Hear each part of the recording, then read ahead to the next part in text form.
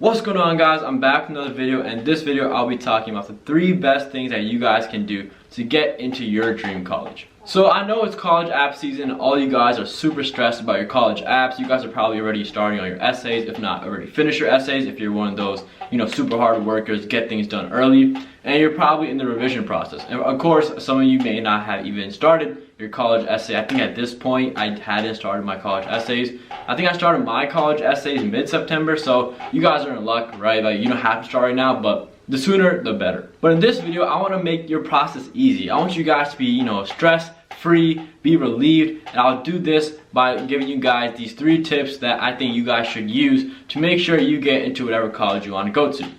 So my first tip, this tip is number 1 only because it's not the best tip I'm about to give, but it's a tip that's pretty standard and that you guys may or may not already know, and that is that your college essays are probably the most important part of your application.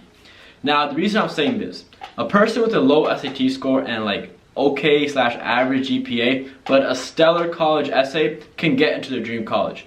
On the other hand, a student with a great SAT score, a phenomenal 4.0 GPA, but has horrible college essays, they most likely won't get into their dream school. Now, of course, everyone's dream school is at a different level, but I'm talking about if your dream school is like one of those big leagues, or not even the super big leagues like Stanford, MIT, but a college that's a little less than that, but at the same time really hard college to get into. Now, colleges that are maybe like public or state universities, maybe your scores may be enough to get into the college and your college essay isn't really that big of a deal. But for anyone who applying to a private university and that has some prestige, you will face that obstacle, so you will need to make sure your college essays are on point. And for those of you who are like, oh, I can't apply to Harvard because my GPA sucks, hey, just apply. Do it! Right? Write those essays. It's like 2 extra essays, I think. Just do it. You never know. If your essays are phenomenal, Harvard may accept you. And wouldn't that be a flex? You have like a 2.0 GPA and you still get into Harvard. That would be the biggest flex of all time. Now, the second trick, guys, this trick is a little sneaky. Alright, I'll admit, this trick is a little sneaky, but it works. And it's not illegal. It's not like you're doing anything wrong, but it is a little sneaky. So this trick is that there's certain colleges, right, that have like a college of engineering, the college of biosciences. They basically have sub-colleges, right? And when you apply to this college, whatever college you're trying to go to, you have to apply to one of the sub-colleges. For example, for my university I go to right now, University of Maryland, I had to apply to the College of Computational and Mathematical Science. I think that's what it's called. It's kind of bad that I don't know my own sub-college's name, but I'm pretty sure that's what it stands for. It's called CMNS, so Computational Math Natural Sciences maybe. And you actually want to leverage this opportunity. And the example I'm going to give you, actually, I faced myself. So what happened with Carnegie Mellon, I applied to Carnegie Mellon University, which is a pretty hard college to get into, right? It has some prestige, but there's certain programs in Carnegie Mellon that are so easy to get into. They have like 60% acceptance rates or even higher. Like, it's so easy. But as a comp sci major hopeful, I had to apply to the computer science major at Carnegie Mellon. The computer science major at Carnegie Mellon is a 7% acceptance rate.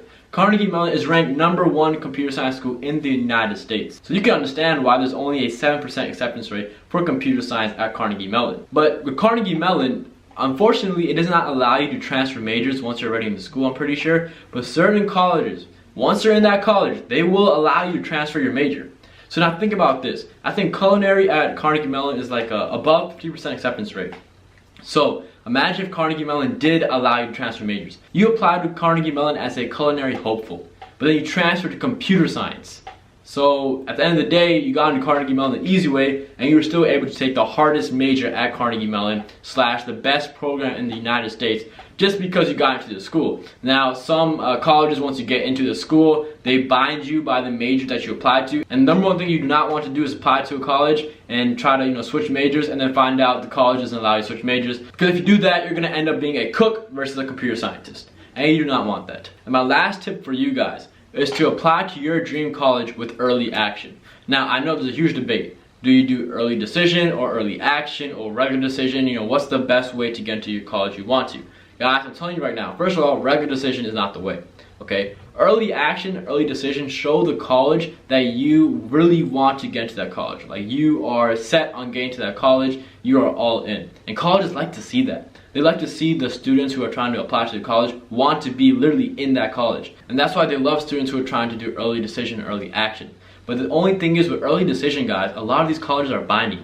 So if you get into the college with early decision, you have to go there. Now, what if you get it, but they don't give you any money? And you're stuck with paying like $80,000 per year and your family is not able to afford that. You do not want to end up coming out of college broke. So you do not want that ever to happen. So that's why I really don't recommend early decision unless you know that you'll be financially, able to pay whatever you have to pay.